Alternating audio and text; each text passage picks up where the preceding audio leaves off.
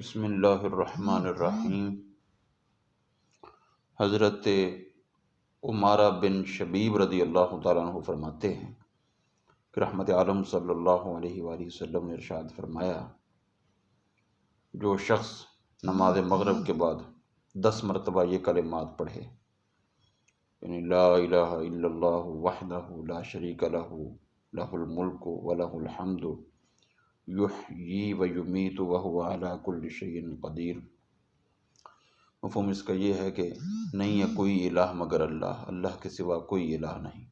وحدہ لا شریک لہ، وہی وحدہ لا شریک ہے، اس کا کوئی شریک نہیں، لہ الملک، تمام بادشاہت تمام ملک اسی کے لیے ہے، ولہ الحمد، اور اسی کے لیے تمام محامد ہیں، یحیی و یمیت، وہی زندہ کرتا ہے اور وہی موت دیتا ہے، وہو علی کل شیء قدیر، اور وہ ہر شے پر قادر ہے۔ رحمت عالم صلی اللہ علیہ وآلہ وسلم نے ارشاد فرمایا، جو شخص مغرب کی نماز کے بعد 10 مرتبہ یہ کلمات پڑھے تو اللہ رب العزت اس کی حفاظت کے لیے 10 مسلح فرشتے بھیج دیتا ہے، جو صبح تک اس پڑھنے والے کی شیطان سے حفاظت کرتے ہیں، اور اللہ تعالیٰ اس کے لیے 10 ایسی نیکیاں لکھ دیتے ہیں